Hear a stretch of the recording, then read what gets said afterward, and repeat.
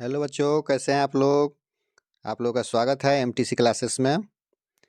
आज आप लोगों को हम कक्षा 8 का विज्ञान विषय के जितने भी आपके किताब में ऑब्जेक्टिव क्वेश्चन है, भरने वाला है या मिलान है, ये सब आपको मैं आज बताने वाला हूँ। एक ही वीडियो में आप पूरा अगर वीडियो देख लेते हैं तो आपका ये कंप्लीट हो जाएगा। ठीक है। तो अच्छा, एक बात और बता देना चाहते हैं कि जो लोग किसी प्रतियोगिता परीक्षा की भी तैयारी कर रहे हैं, उनके लिए भी अगर सिलेबस में आपका 8वीं कक्षा का विज्ञान हो, वे भी अगर इस वीडियो को देख लेते हैं तो उनके लिए भी बहुत ही लाभप्रद होगा और उनके परीक्षा में बहुत लाभ पहुंचेगा इससे। तो आइए शुरू करते हैं आज का वीडियो। पहला क्वेश्चन है कि धान की फसल है, तो धान की फसल क्या है बताइए। ए रबी, बी खरीफ, सी जायद या डी ए और बी दोनों। तो पहला का आंसर क्या हो जाएगा, तो पहला का आंसर आप लोग समझ गए होंगे, खरीफ होगा बी। और दूसरा क्वेश्चन है कि चना की फसल है, ए खरीफ, बी रबी, सी जायद और डी इनमें से कोई नहीं। तो दूसरा का आंसर भी बी है, रबी है चना। और तीसरा क्वेश्चन है कि उर्वरक है, बताइए कार्बनिक पदार्थ, बी है अकार्बनिक, सी है ए और बी दोनों और डी है कोई नहीं। तो उर्वरक क्या है बताइए, तो बी नंबर है अकार्बनिक।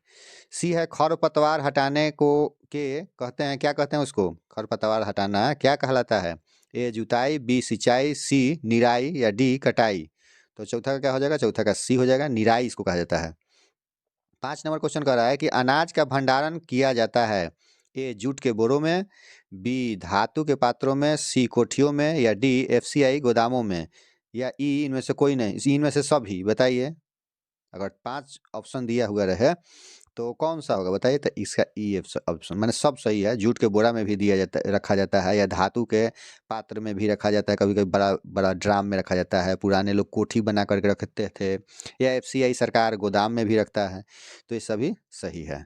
ठीक है, तो इसको हम लोग याद कर लेंगे। और 6 नंबर में आते हैं, जब एक वस्तु दूसरी वस्तु की सतह पर गति करती है तो कौन सी वस्तु घर्षण प्रदर्शित करेगी। ए निचली वस्तु की सतह, बी ऊपरी गतिशील वस्तु की सतह, सी दोनों वस्तु की सतह और डी कोई नहीं। तो छठा का कौन सा आंसर होगा, तो निचली वस्तु की सतह।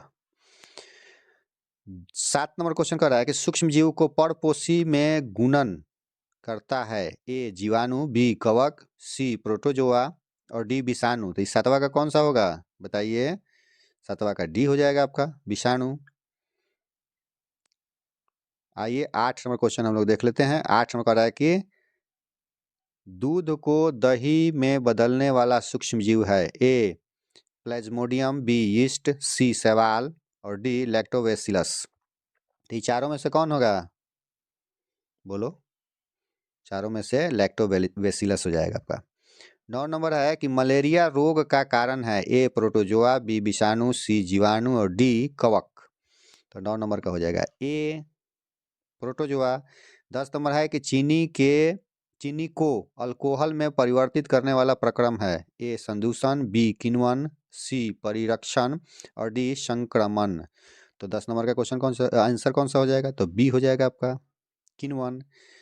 11 नंबर कह रहा है कि पाव रोटी या इडली के फूलने का कारण है, वो कैसे फूल जाता है, ए नमी के कारण, बी उष्णता, सी यीस्ट और डी जल। तो 11 का हो जाएगा सी, यीस्ट के कारण फूल जाता है। अगला हम लोग देख लेते हैं क्वेश्चन आपका। अभी 10 नंबर क्वेश्चन हो 11 नंबर हो गया। 12 नंबर में आते हैं, धरती पर पाए जाने वाले विभिन्न प्रकार के जीवों की प्रजातियों, उनमें आपसी संबंध को कहा जाता है, ए जैव विविधता, बी पर्यावरण, सी अभयारण्य और डी इनमें से कोई नहीं। तो 12 का आपका हो जाएगा ए नंबर। ठीक है, तो उम्मीद है कि आपको वीडियो अच्छा लग रहा होगा, आप याद भी किए होंगे। चलिए 13 नंबर में आ जाते हैं।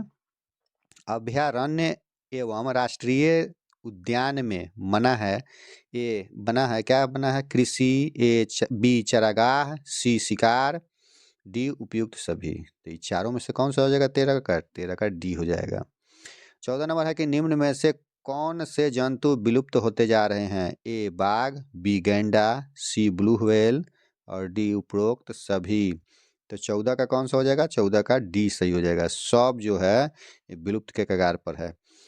15 नंबर राष्ट्रीय जलीय जीव है ब्लू व्हेल, बी है गांगे डॉल्फिन, सी घड़ियाल और डी मगरमच्छ। तो राष्ट्रीय जलीय जीव कौन सा है? 15 का बी सही है। गंगा जी में जो डॉल्फिन रहता है उसी को गांगे डॉल्फिन कहा जाता है। 16 नंबर है कि कांवर पक्षी बिहार स्थित है। ए है मुंगेर में, बी है गया में, सी है पटना में, डी है बेगूसराय में। तो कहाँ पर है कांवर पक्षी बिहार? 16 का डी हो जाएगा आपका बेगूसराय में। ठीक है। अब आइए 17 नंबर में आते हैं। जीवों में निरंतरता के लिए आवश्यकता है। किस चीज़ का आवश्यकता होता है? पाचन का, बी है श्वसन का, सी है प्रजनन का और डी है संचरण का। तो 17 का सी हो जाएगा प्रजनन का, निरंतरता के लिए जरूरी है। 18 नंबर अलैंगिक प्रजनन में भाग लेते हैं। ए 2 नर जीव, बी है 1 नर और 1 मादा अथवा एक उभयलिंगी, सी है 2 मादा जीव, डी है इनमें से कोई नहीं। तो 18 का कौन सा हो जाएगा? 18 का डी हो जाएगा, इनमें से कोई नहीं। 19 नंबर का रहा है कि आंतरिक निषेचन होता है। आंतरिक निषेचन होता है मादा के शरीर के बाहर, बी होता है नर शरीर के बाहर, सी होता है मादा शरीर के अंदर और डी होता है नर शरीर के अंदर। तो 19 नंबर का सी हो जाएगा आपका मादा शरीर के अंदर। 20 नंबर का रहा है कि मादा जननांग है वृष्ण, बी है गर्भाशय, सी है शिश्न और डी है शुक्रवाहिनी। तो मादा जननांग इसमें से कौन है? तो 20 का बी हो जाएगा गर्भाशय। 21 नंबर क्वेश्चन कह रहा है कि निम्न में से किसको पिघलाकर नया रूप दिया जा सकता है? ए को लोहा, बी फास्फोरस और सी सल्फर और डी हाइड्रोजन। तो 21 का कौन सा हो जाएगा बताइए? 21 का ए हो जाएगा। लोहा को पीट पाट कर हम लोग खुरपी भी बना लेते हैं, हंसुआ भी बना लेते हैं, जो चाहे सो बना लेते हैं, इसलिए इसको पिघलाकर कोई भी नया रूप दिया जा सकता है। आइए 22 नंबर में आते हैं। निम्न में से किसको पीटकर चादरों में परिवर्तित किया जा सकता है? A zinc, B phosphorus, C oxygen और डी सल्फर। बताइए 22 का ए हो जाएगा जिंक को। 23 नंबर क्वेश्चन कर रहा है कि निम्न में से किसको पतले तार में परिवर्तित कर सकते हैं? ए सल्फर, बी सोना, सी फास्फोरस और डी कार्बन। तो 23 का आंसर बी हो जाएगा सोना को। 24 नंबर क्वेश्चन कर रहा है कि निम्न में कौन सी धातु मानव रक्त में पाई जाती है? ए लोहा, बी सोना, सी तांबा, डी चांदी। तो 24 नंबर का ए आंसर सही हो जाएगा लोहा। 25 नंबर क्वेश्चन कर रहा है कि किशोरावस्था की अवधि है 6 से 11 वर्ष, बी है 11 वर्ष से 19 वर्ष और सी है 19 वर्ष से 45 वर्ष और डी है 15 वर्ष से 50 वर्ष। तो किशोरावस्था के इसमें से कौन सा उम्र है? तो बी वाला है 11 वर्ष से 19 वर्ष। ठीक है। अब आइए हम लोग 26 नंबर। अगर ये आपको वीडियो अच्छा लग रहा हो, लगता हो कि हमारे काम का चीज़ है, तो घर पर जा कर के और सब्सक्राइब ज़रूर कर लीजिएगा, या हाथ में मोबाइल है तो सब्सक्राइब कर लीजिएगा, ताकि आगे हम इतिहास भूगोल का भी डालने वाले हैं तो आपको नोटिफिकेशन मिल जाएगा, आराम से पढ़ लीजिएगा। 26 नंबर क्वेश्चन कह रहा है कि सीखने की सबसे अधिक क्षमता होती है शैशवावस्था में, प्रौढ़ावस्था में, बाल्यावस्था में कि किशोरावस्था में? कब बच्चा ज़्यादा सीखता है? तो 26 नंबर का डी हो जाएगा किशोरावस्था में। ठीक है। अब आइए 27 नंबर। टेस्टेस्टोरन है ए अंतःस्रावी ग्रंथि और बी है स्त्री हार्मोन, सी है पुरुष हार्मोन और डी है ए और बी दोनों। तो 27 का सी हो जाएगा आपका पुरुष हार्मोन। 28 नंबर क्वेश्चन कर रहे हैं सामान्यतः ऋतुस्राव प्रारंभ होता है। ए है 20 से 25 वर्ष में, बी है 11 से 13 वर्ष में, सी है 45 से 50 वर्ष में और डी है कभी नहीं। तो 28 का आपका बी सही हो जाएगा 11 से 13 वर्ष में। अगला क्वेश्चन है कि बेहतर सेहत के लिए आवश्यक है, अच्छा सेहत चाहिए तो क्या करना चाहिए? ए खूब खाना खूब नहाना, पहला ऑप्शन है। बी है कम खाना कम सोना, सी है दिन में सोना रात में जगना और डी है इनमें से कोई नहीं। तो अच्छा सेहत चाहिए तो क्या करना चाहिए बताइए? 29 का इनमें से कोनो नहीं है। समझ गए? आइए 30 नंबर में। ध्वनि एक स्थान से दूसरे स्थान तक जाती है। ए ठोस माध्यम तथा निर्वात, बी है द्रव माध्यम तथा गैस माध्यम, सी है गैस माध्यम तथा द्रव माध्यम और डी है ठोस द्रव तथा गैस माध्यम। तीनों में से या तीनों है, बताइए तो कौन सा होगा आपका? तो 30 का डी हो जाएगा सही, कि ठोस द्रव तथा गैस माध्यम तीनों में से कोई या तीनों हो जाएगा। ठीक है। 31 नंबर क्वेश्चन कह रहा है कि अश्रव्य ध्वनि कहलाते हैं।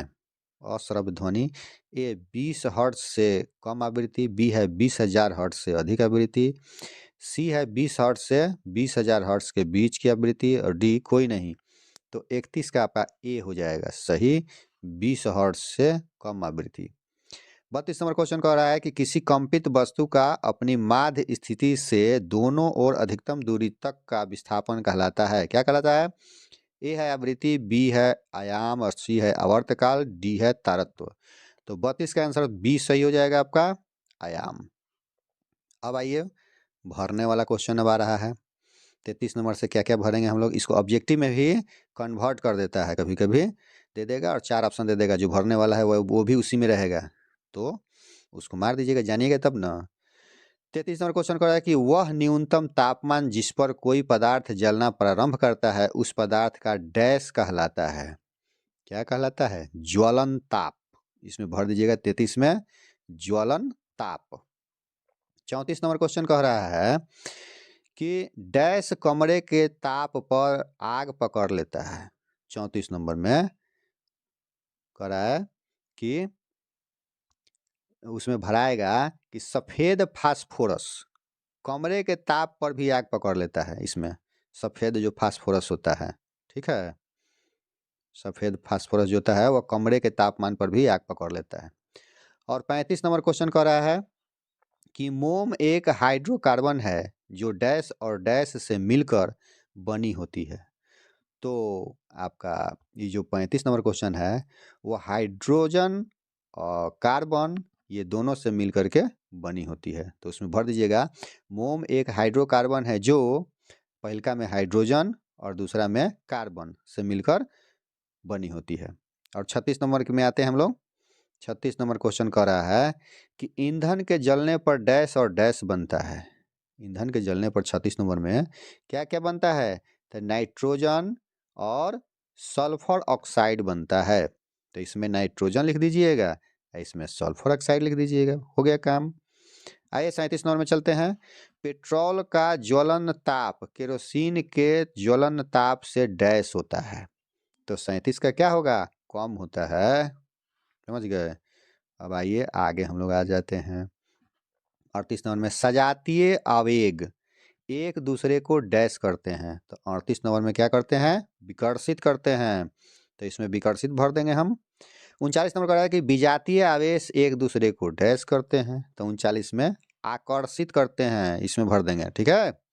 और 40 नंबर जो है त्वरित चालक त्वरित से भवन की डैश करते हैं। अरे क्या करते हैं? रक्षा करते हैं, और कथी, रक्षा इसमें भर देंगे।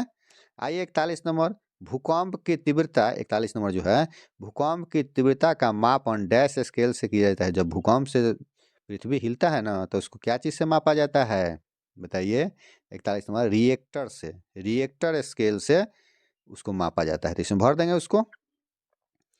और क्वेश्चन 42 नंबर कह रहा है कि मिट्टी को उलटने पलटने की प्रक्रिया डैश कहलाती है। तो 42 का हो जाएगा जुताई। जुताने पर ना मिट्टी उल्टा पलटा जाता है। 43 नंबर क्वेश्चन कह रहा है कि खाद डैश पदार्थों का मिश्रण है। खाद कार्बनिक पदार्थों का, तो इसमें कार्बनिक भर देंगे। 44 नंबर कह रहा है कि धान एवं गन्ना में डैश सिंचाई की जरूरत होती है। 44 में अधिक सिंचाई, इसमें पानी ज्यादा लगता है। समझ गए? धान में या गन्ना में। 45 नंबर कह रहा है कि केंचुए को किसानों का डैश कहा जाता है। क्या कहा जाता है? आपका ऑप्शन में रहेगा कि मित्र कहा जाता है, कि दुश्मन कहा जाता है, कि इनमें से कोई नहीं कहा जाता है। तो ऑप्शन देख करके अपने बता सकते हैं। तो 45 का लिख देंगे केंचुए को किसानों का मित्र कहा जाता है, इसमें मित्र भर देंगे। 46 नंबर क्वेश्चन कह रहा है कि फलदार पौधे को पानी देने का सबसे अच्छा तरीका डैश तंत्र है। तो 46 का है ड्रिप तंत्र। इसमें ड्रिप भर देंगे, ठीक है। ड्रिप आपके बुक में भी दिया हुआ है, तो इसमें से भर देंगे। इस वीडियो को रोक रोक करके अपना किताब में भर सकते हैं आराम से, मोबाइलवा से देख के। 47 नंबर क्वेश्चन कह रहा है कि संश्लेषित रेशे डैश अथवा डैश रेशे भी कहलाते हैं। तो संश्लेषित जो रेशे हैं वह कृत्रिम अथवा मानव निर्मित रेशे भी कहलाते हैं। इसमें कृत्रिम भर लीजिए, इसमें मानव निर्मित रेशे भर लीजिए। 48 नंबर कह रहा है कि सूती वस्त्र जलने पर डैश के जलने जैसी गंध आती है। क्या चीज़ के जलने जैसे गंध आती है, बताइए। 48 नंबर में जैसे कि कागज जला हो, फली जला हो, उस तरह का जो है सूती वस्त्र जब जलता है तो इसे गंध आता है। तो इसमें लिख देंगे कागज या फली, कुछ भी ये दोनों में से एक लिख दीजिएगा। सूती वस्त्र जलने पर इसमें यहाँ पर कागज भर दीजिएगा। पहला वाला में कागज जलने जैसी गंध आती है, जबकि नायलॉन से उबलती हुई यहाँ पर लिख दीजिएगा कि फली के समान गंध निकलती है, ठीक है। और यहाँ पर भराएगा कागज, ठीक, इसको भर लीजिएगा। आइए 49 नंबर में आते हैं हम लोग। 49 नंबर कह रहा है कि सूती और नायलॉन के वस्त्र को फाड़ने पर डैश वस्त्र आसानी से फटते हैं। बताइए, सूती और नायलॉन को फाड़ेंगे तो कौन सा कपड़ा आसानी से फट जाता है? 49 नंबर, तो सूती वस्त्र आसानी से फट जाता है, सूती वस्त्र जो होता है, ठीक है। 50 नंबर क्वेश्चन कह रहा है कि डैश रेशा सेल्यूलोज के रासायनिक क्रियाओं द्वारा प्राप्त किए जाते हैं। तो 50 के इसमें रेयान भर लीजिए। रेयान जो होता है, रेयान रेशा सेल्यूलोज के रासायनिक क्रियाओं द्वारा प्राप्त किए जाते हैं। आइए 51 नंबर क्वेश्चन देख लेते हैं। तो 51 नंबर है कि घर्षण वह बल है जो गति का डैश करता है। क्या करता है? विरोध करता है। घर्षण यहाँ विरोध भर देंगे, ठीक है। 52 नंबर कह रहा है, 52 नंबर कि चिकनी सतह की अपेक्षा रूखड़ी सतह डैश घर्षण उत्पन्न करती है, तो कम करती है, ठीक है। यहाँ पर लिख देंगे कम। चिकनी जो सतह होती है वह घर्षण कम करेगी, रूखड़ी ज़्यादा करेगी, इसलिए रूखर पर हम लोग गिरते नहीं है, चिकनी पर एकदम धड़ाम से नहीं गिर जाते हैं, ठीक है। 53 नंबर क्वेश्चन कह रहा है कि कैरम बोर्ड पर पाउडर के प्रयोग से घर्षण डैश हो जाता है, तो चिकन हो जाएगा। तो यानी क्या हो जाता है, उसमें घर्षण जो है कम हो जाता है, तब ना हम लोग एकदम सरासर गोटी खेलते हैं। आइए 54 नंबर, तरल घर्षण को डैश कहते हैं, तो क्या करते हैं? कर्षण। यहाँ पर लिख देंगे हम लोग कर्षण, कर्षण, ठीक है, कर्षण लिख देंगे, ठीक है। उम्मीद है कि वीडियो आप लोगों को बहुत अच्छा लग रहा होगा, क्योंकि आपके काम का वीडियो है, ठीक है। तो सब्सक्राइब कर लीजिएगा घर पर जाकर, जितना मोबाइल है उतना, ताकि एक ठो मोबाइल बिजी रहे तो दूसरे मोबाइल में सब्सक्राइब है तो आराम से देखते रहिएगा। आइए 55 नंबर क्वेश्चन हम लोग देख लेते हैं। तब हवाई जहाज की आकृति डैश जैसी होती है जिससे हवा के कारण घर्षण कम हो जाए, तो इसमें धारा रेखीय लिख देंगे। इसमें हवाई जहाज की आकृति धारा रेखीय होती है। 56 नंबर क्वेश्चन है, कह रहा है कि विशेष यंत्र डैश का उपयोग सूक्ष्म जीवों को देखने के लिए किया जाता है। विशेष यंत्र कौन सा यंत्र है भाई? तो सूक्ष्मदर्शी, इसमें भर देंगे सूक्ष्मदर्शी, ठीक है। 57 नंबर, दलदली पौधों की जड़ों में डैश जीवाणु रहता है। तो 57 नंबर में कौन सा जीवाणु रहता है? तो राइजोबियम, इसमें राइजोबियम वाला भर देंगे बात, ठीक है, राइजोबियम, ठीक है। उसके बाद कह रहा है दलहनी पौधों, शायद होगा, देख लीजिए किताब में। पोलियो डैश के कारण होता है। पोलियो 51 नंबर जो है विषाणु, इसमें भर दीजिएगा विषाणु, ठीक। और 59 नंबर कह रहा है कि मलेरिया परजीवी का वाहक डैश मच्छर है। कौन सा मच्छर से मलेरिया होता है? 59 नंबर मादा एनोफिलीज मच्छर, ठीक है, वही काट लेता है तो मलेरिया कर देता है। 60 नंबर जो है क्वेश्चन कर रहा है कि सिरका का उत्पादन डैश नामक सूक्ष्म जीव की सहायता से किया जाता है। तो सिरका किस सूक्ष्म जीव से भाई बनता है, तो बताइए।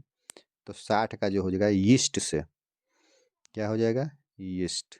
यीस्ट, ठीक है। आइए 61 नंबर में।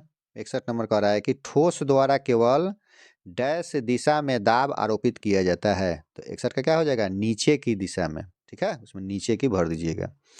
62 नंबर कह रहा है कि वायु द्वारा आरोपित दाब का मान डैश दिशा में होता है। तो 62 का हो जाएगा सभी दिशा में, यहाँ भर लेना है सभी दिशा, ठीक है। और 63 में है द्रव द्वारा आरोपित दाब डैश दिशा में होता है।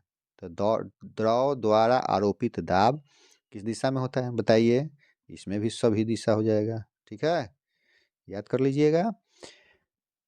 64 का है कि दाब की इकाई डैश है। दाब की इकाई पास्कल होता है, पास्कल, ठीक है, पास्कल लिख देंगे। उसके बाद आते हैं हम 65 नंबर में। 65 नंबर क्या है? जल की गहराई में दाब का मान डैश होता है। क्या होता है? 65 का अधिक होता है, यहाँ पर अधिक भर देंगे, ठीक है। 66 नंबर का है कि डैश तथा डैश जीवाश्म ईंधन है। डैश और डैश जीवाश्म ईंधन है। कौन कौन जीवाश्म ईंधन है? तो पहला में भर दीजिएगा कि कोयला, और दूसरा में भर दीजिएगा कि पेट्रोलियम, ठीक है। 67 नंबर में आते हैं, कह रहा है कि डैश तथा डैश समाप्त नहीं होने वाले ईंधन के स्रोत है। कौन कौन है? जैसा दूगो चीज जो कभी समाप्त नहीं होगा। तो एगो है सौर ऊर्जा और एगो है पवन ऊर्जा। तो पहिलका में सौर ऊर्जा भर दीजिए इसमें, और इसमें भर दीजिए पवन ऊर्जा। 68 नंबर क्वेश्चन कह रहा है 68 कि कोलतार डैश का उत्पाद है। कोलतार क्या चीज का उत्पाद है? तो कोयला के, यहाँ पर कोयला भर देना है, कोयला, ठीक है। 59 नंबर के पेट्रोलियम के विभिन्न संघटकों को पृथक करने का प्रक्रम डैश कहलाता है। 69 का परिष्करण। क्या भरना है? परिष्करण, ठीक है, परिष्करण। और 70 नंबर कह रहा है कि वाहनों के लिए सबसे कम प्रदूषक ईंधन डैश है। 70 नंबर में तो CNG, CNG, ठीक है, इसमें भर देना है।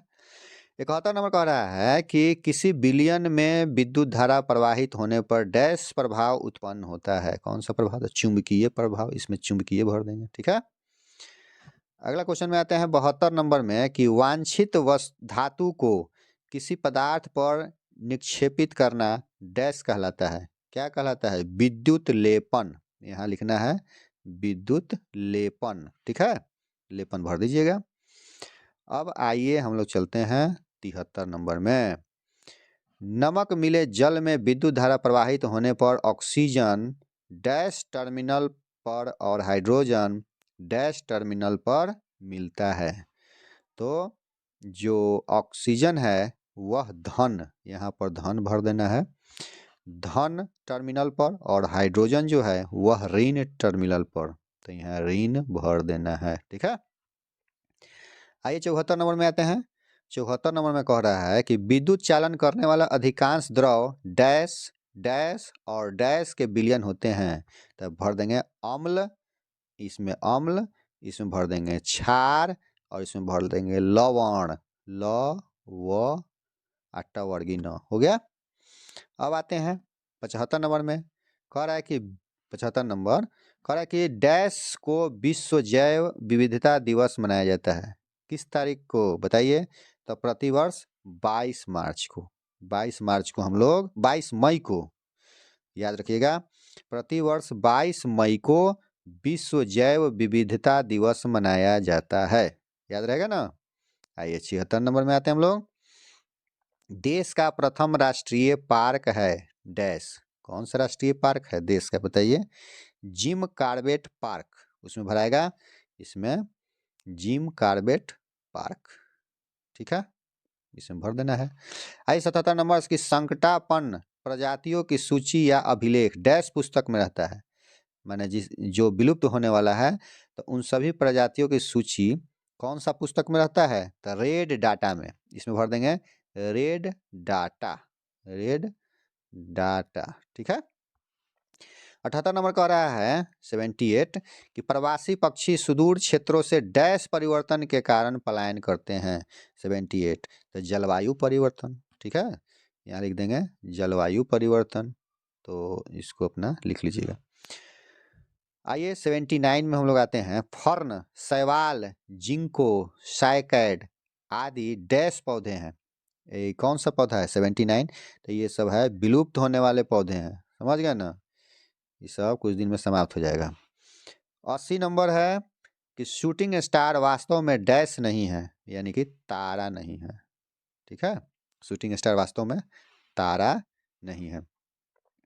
आइए अगला क्वेश्चन हम लोग देख लेते हैं। 81 नंबर, 81 कह रहा है तारों के ऐसे समूह को जो कोई पैटर्न बनाता है डैश कहते हैं। तारा आप लोग देखे होंगे रात में एक लाइन से कभी रहेगा, कभी त्रिभुज बनाएगा, कभी कोई समूह रहेगा, तो वह पैटर्न जो बनाता है उसको क्या कहा जाता है? तो उसको कहा जाता है तारामंडल, इसको कहेंगे तारामंडल। 82 नंबर, सूर्य से सबसे अधिक दूरी वाला ग्रह कौन सा है बताइए? 82 का है नेपच्यून, ठीक है, नेपच्यून लिखना है। अब आइए आते हैं हम लोग 83 नंबर क्वेश्चन पर। 83 नंबर क्वेश्चन कह रहा है कि वर्ण में हल्का लाल प्रतीत होने वाला ग्रह कौन सा है? वर्ण मतलब कि रंग में हल्का लाल प्रतीत होने वाला ग्रह आपको मंगल है, तो आप इसमें मंगल भर दीजिएगा, ठीक है। अब आते हैं हम लोग 84 नंबर में। 84 नंबर कह रहा है कि क्षुद्र ग्रह डैश तथा डैश की कक्षाओं के बीच पाए जाते हैं। तो क्षुद्र ग्रह इसमें भर देंगे हम मंगल, ठीक है, और इसमें भर देंगे बृहस्पति। तो क्षुद्र ग्रह मंगल तथा बृहस्पति की कक्षाओं के बीच पाए जाते हैं। 85 नंबर क्वेश्चन में हम लोग आते हैं। 85 नंबर कह रहा है कि डैश एक विशेष यंत्र है जिसे सूक्ष्म जीवों एवं कोशिकाओं को देखा जाता है। तो छोटा छोटा चीज को देखने के लिए हम लोग सूक्ष्मदर्शी का प्रयोग करते हैं, तो हम लोग सूक्ष्मदर्शी इसमें लिख लेंगे, ठीक है। अब आते हैं हम लोग 86 नंबर में। 86 नंबर कह रहा है कि कोशिका सजीवों की डैश और डैश इकाई है।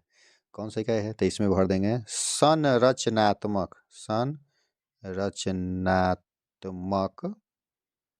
और लिख देंगे इसमें क्रियात्मक, इसमें लिख देंगे क्रियात्मक, क्रियात्मक, ठीक है, तो इसमें भर लेंगे हम लोग। अब आइए आते हैं हम लोग 87 नंबर में। 87 नंबर क्वेश्चन कह रहा है कि डैश डैश और डैश कोशिका के भाग हैं, माने कौन कौन तीन है जो कोशिका के भाग हैं। तो पहलका में लिख देंगे कोशिका झिल्ली, इसमें लिख देंगे कोशिका झिल्ली, और इसमें लिख देंगे कोशिका द्रव्य, इसमें कोशिका द्रव्य, और इसमें लिख देंगे केंद्रक, इसमें केंद्रक, तीनों में भर देंगे। पहला में कोशिका झिल्ली, दूसरा में कोशिका द्रव्य, और तीसरा में केंद्रक। 88 नंबर क्वेश्चन जो है कह रहा है कि कोशिका भित्ति डैश कोशिकाओं में पाई जाती है। कौन सी कोशिकाओं में पाई जाती है? तो पादप कोशिकाओं में, माने पेड़ पौधा में। 89 नंबर क्वेश्चन कह रहा है कि कोशिका की खोज डैश ने की। किसने कोशिका की खोज की? तो इसमें लिखेंगे रॉबर्ट हुक, रॉबर्ट हुक, ठीक है, इसने कोशिका की खोज की। 90 नंबर क्वेश्चन है कि सबसे पुराना धातु क्या है? तो सबसे पुराना धातु तांबा है, ठीक है, इसमें तांबा लिख देंगे, ठीक। अब आइए 91 नंबर में हम लोग आते हैं। 91 नंबर क्वेश्चन कह रहा है कि डैश की पतली वर्णिकाओं का उपयोग चॉकलेट के लपेटने में होता है। तो किस चीज़ से जो पन्नी जो होता है चॉकलेट के ऊपर लपेटा जाता है, वह जो है लपेटने के लिए किस चीज़ की तली होता है? तो चांदी या एल्युमिनियम। कभी कभी आप लोग देखे होंगे कि रसगुल्ला पर या किसी किसी मिठाई पर उजला जो परत रहता है वो चांदी या एल्युमिनियम का रहता है, उसी से लपेटा हुआ रहता है। 92 नंबर क्वेश्चन कह रहा है कि सभी डैश तन्य होती है। तो सभी धातुएं, इसमें भर देंगे धातुएं, ठीक है। और 93 नंबर क्वेश्चन है कह रहा है कि डैश एक द्रव धातु है। तो इसमें भर देंगे हम लोग पारा, पारा एक द्रव धातु है। अब आते हैं हम लोग आगे। 94 नंबर क्वेश्चन कह रहा है कि डैश एक अधातु है परंतु विद्युत का सुचालक है। यह अधातु होते हुए भी विद्युत का सुचालक है। तो इसमें हम लोग लिख देंगे ग्रेफाइट। ग्रेफाइट, ठीक है। ग्रेफाइट एक अधातु है लेकिन विद्युत का सुचालक और ये बैटरी में प्रयोग होता है, तो आप लोग देखे होंगे। आइए 95 पर चलते हैं हम लोग। ध्वनि किसी वस्तु के डैश द्वारा उत्पन्न होती है। तो ध्वनि किसी वस्तु के किस चीज द्वारा? कंपन द्वारा उत्पन्न होती है। इसमें कंपन भर देंगे, क आधा म प न, कंपन। और 96 है, प्रति सेकंड होने वाले दोलनों की संख्या को डैश कहते हैं। तो प्रति सेकंड होने वाले दोलन की संख्या को क्या कहते हैं? आवृत्ति। इसमें भरेंगे हम आवृत्ति, ठीक है। अब 97 में आ जाते हैं हम लोग। कंपित वस्तु एक निश्चित समय अंतराल में अपना एक दोलन पूरा करता है, जिसे डैश कहते हैं। तो एक दोलन में क्या कहते हैं? आवर्तकाल। इसमें भरेंगे हम लोग आवर्तकाल 97 में। 98 नंबर क्वेश्चन कह रहा है कि अवांछित ध्वनि को डैश कहते हैं, जिसे डैश करने का उपाय करना चाहिए।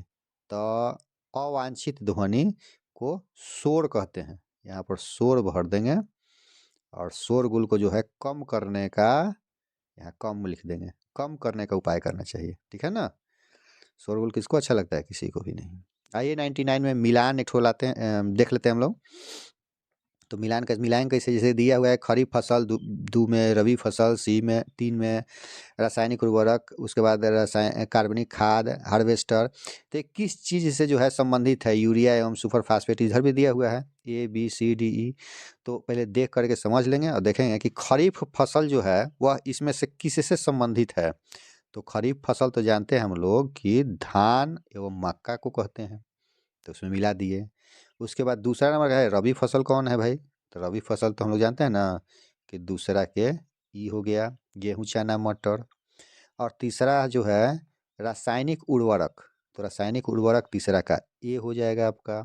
इसमें मिला देंगे यूरिया एवं सुपर फास्फेट। 4 का कौन सा में मिलाएंगे? कार्बनिक खाद को। तो कार्बनिक खाद को मिला देंगे आपको बी से, ठीक है। गोबर मूत्र एवं पादप अवशेष से कार्बनिक खाद बनता है। और जो बच गया हार्वेस्टर, इसी से नु कटाई होता है, ठीक है। इस तरह से मिला देंगे, हम याद कर लेंगे। अब आइए आते हैं हम लोग 100 नंबर पर। और 100 नंबर फिर मिलान है। रेशम, पैरासूट, कृत्रिम रेशा, ये सब दिया हुआ है ना। अब इसको इधर जो है मिलाएंगे हम। तो 100 का एक, जैसे कि रेशम है, तो रेशम को किससे मिला देंगे? प्राकृतिक रेशा है। रेशम क्या है? प्राकृतिक रेशा है। 2 नंबर जो है पैरासूट। तो पैरासूट जो होता है वह क्या है? किसका बना हुआ होता है? तो नायलॉन का, ठीक है। और तीसरा नंबर जो है कृत्रिम रेशम। ये रेशम जो है ये किस चीज़ से बना होता है? तो ये रेयान से बना होता है, ठीक है। और चौथा नंबर जो है, अब एक एक तो बच गया, तो उसमें लेकर मिला दीजिए आराम से, ठीक है। टेरेलिन संश्लेषित है, ठीक है। अब आइए 101 नंबर में।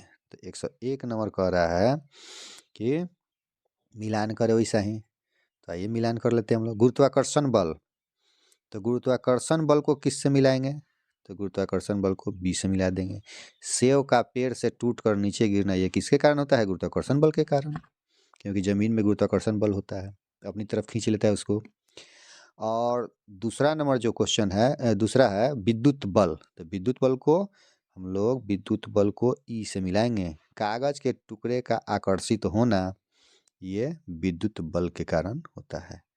अब आते हैं तीसरा नंबर। तीसरा का हम लोग मिलाएंगे घर्षण बल। घर्षण बल किससे मिलाएंगे? घर्षण बल इसको तीसरा का डी से मिलाएंगे। ऊष्मा उत्पन्न होना, घर्षण से ऊष्मा उत्पन्न होता है। जैसे हाथ पर हाथ रगड़िएगा ना तो गर्म हो जाएगा हाथ। अब आइए चौथा नंबर चुंबकीय बल को किससे मिलाएंगे? तो चुंबकीय बल को मिला देंगे ये सी से। लोहे की कील को आकर्षित करता है चुंबकीय बल, लोहा के चीज को अपने तरफ खींच लेता है। और पांचवा नंबर जो है, पांचवा नंबर है पेशीय बल। तो एक गो ना बच गया ए वाला, तो पेशीय बल को हम लोग मिला देंगे ए से, ठीक है। पेशीय बल को घोड़ा द्वारा गाड़ी खींचना, ये पेशीय बल के अंतर्गत होता है, ठीक। अब आते हैं 102 नंबर में। 102 नंबर भी वैसे ही दिया हुआ है, अब इसको भी मिलाइए लेते हैं। 102 नंबर, तो पहला जो है राइजोबियम। राइजोबियम को किससे मिलाएंगे, तो पहिलका के सी से मिला देंगे। ठीक है। और दूसरा राइजोबियम में जो होता है नाइट्रोजन स्थिरीकरण होता है। और 2 नंबर है प्लेज्मोडियम, प्लेज्मोडियम को डी से मिला देंगे, आपको मलेरिया होता है। तीसरा नंबर जो है, तीसरा नंबर का आता है लैक्टोबैसिलस। तो पिछले हम लोग एक क्वेश्चन में पढ़े हुए थे इसके बारे में। तो इसको ए है लैक्टोबैसिलस से दही का जमना, इसी से ना दही जमता है। और 4 नंबर जो है, 4 नंबर का रहा है किनवन। तो किनवन को किससे मिलाएंगे हम लोग, तो किनवन को मिला लेंगे हम लोग ई नंबर से, सिरका निर्माण से। अब एक ठो बच गया एंथ्रेक्स, किनवन को सिरका निर्माण से। एंथ्रेक्स, तो एंथ्रेक्स को जंतु रोग है, एंथ्रेक्स जो है यह जंतु रोग है, इससे मिला देंगे। ठीक है, हो गया। अब आइए आगे हम लोग आते हैं 103 नंबर में, ये भी मिलान है। तो इसको किससे हम लोग मिलाएंगे, 103 नंबर में कह रहा है कि पहला नंबर है डोडो। ये डोडो क्या है, तो मॉरिशस की विलुप्त जंतु का नाम है डोडो, ये वाला। ठीक है। और दूसरा नंबर है गांगे डॉल्फिन, इसी को सोंस भी कहा जाता है, सोंस। तो इसको 2 का ये किस में मिलाएंगे हम लोग, ई में मिलाएंगे। ये जो है गंगा की विलुप्त हो रही स्तनधारी। ठीक है। और तीसरा नंबर है वाल्मीकि अभयारण्य, वाल्मीकि अभयारण्य को किससे मिलाएंगे, तो वाल्मीकि अभयारण्य जो है वो बाघों को संरक्षित कर रखने के लिए बनाया गया है, तो ए वाला में मिला देंगे। 4 नंबर जो क्वेश्चन है, 4 है कांजीरंगा अभयारण्य। तो ये किससे संबंधित है, तो एक सिंह वाला गेंडा वहाँ पर जाइएगा तो मिलेगा देखने के लिए, कांजीरंगा अभयारण्य में। और 5 नंबर जो क्वेश्चन है, कह रहा है कि फर्न जिंको साइकैड, ये किससे मिलाएंगे, तो ये पौधा के नाम है और ये बेचारा विलुप्त हो रहा है, इसको सी से मिला देंगे। ठीक है। अब आइए 104 नंबर में आते हैं, ये भी मिलान है। तो 104 नंबर के हम लोग कैसे मिलाएंगे, आइए इसको भी मिलाइए लेते हैं, काम खत्म है हो जाए धीरे धीरे। बाह्य ग्रह, बाह्य ग्रह पहला का जो है ये इसको सी से मिला देंगे हम लोग, बाह्य ग्रह है शनि। और दूसरा है आंतरिक ग्रह कौन सा है, तो ये डी है आपका मंगल। और तीसरा है पृथ्वी का उपग्रह, तो पृथ्वी का उपग्रह कौन है, तो जानवे करते हैं कि चंद्रमा है। और चौथा नंबर जो क्वेश्चन है, चौथा नंबर है तारामंडल। तो तारामंडल को सप्तर्षि से मिला देंगे, ये 7 तारों का झुंड होता है, इसीलिए ना सप्तर्षि इसको कहा जाता है, और उसको तारामंडल भी हम लोग कहते हैं।